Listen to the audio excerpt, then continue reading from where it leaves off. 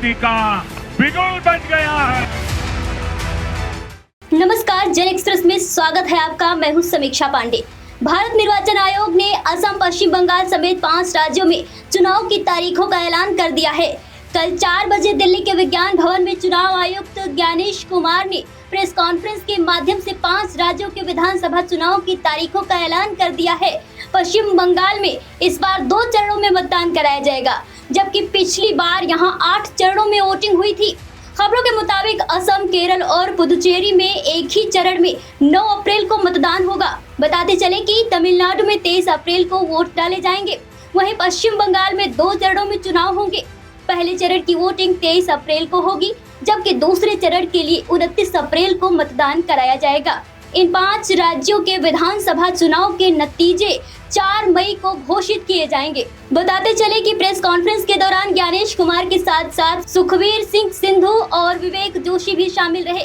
गौरतलब है कि आगामी चुनाव के मद्देनजर रखते हुए चुनाव आयोग ने इन सभी राज्यों का दौरा किया था। चुनाव आयोग ने फरवरी में असम, तमिलनाडु और पुदुचेरी, वहीं 6-7 मार्च केरल और 9-10 मार्च को पश्चिम बंगाल का दौरा कर मौजूदा स्थितियों का जायजा लिया था।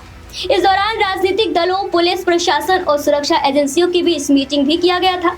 बताते चले कि आयोग ने हिंसा रोकने, मतदान सूची सुधारने, ईवीएम, वीवीपैट की जांच और सीएपीएफ तैनाती पर खास फोकस किया था। अगर बात करें इन राज्यों के कार्यकाल खत्म होने की, तो पश्चिम बंगाल में 7 मई, तमिलनाडु में 10 मई, असम में 20 मई, केरल में 23 मई, वहीं पुदुचेरी में 15 जून को खत्म होगा। इन राज्यों के पिछले चुनाव परिणाम की बात करें तो असम में 2021 में 129 सीटों पर 3 चरणों में चुनाव कराए गए थे, जिसमें बीजेपी ने लगातार दूसरी बार सरकार बनाई थी। वहीं पश्चिम बंगाल में 8 चरणों में चुनाव हुए थे, जिसमें टीएमसी ने 215 सीटें जीतकर ममता बनर्जी ने अपनी सरकार बनाई थी।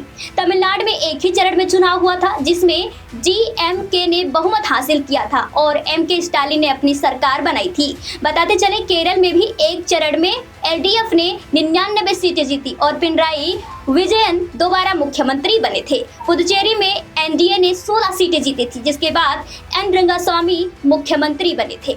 पश्चिम बंगाल विधानसभा चुनाव 2026 से इतने चरणों में ही चुनाव। प्रेस कॉन्फ्रेंस में नॉमिनेशन की तारीखें, वोटिंग के चरण, काउंसलिंग की डेट और मॉडल कोड ऑफ कंडक्ट लागू होने की जानकारी भी दी गई है। इस बार चुनाव आयोग ने साफ कर दिया है कि निष्पक्ष, शांतिपूर्ण और हिंसा मुक्त चुनाव कराना उनकी प्राथमिकता है। फिलहाल के लिए इतना ही। बने रहिए जन एक्सप्रेस के साथ, मुलाकात होगी ऐसी ही जानकारी में। नए बंगाल की क्रांति का बिगुल बज गया है।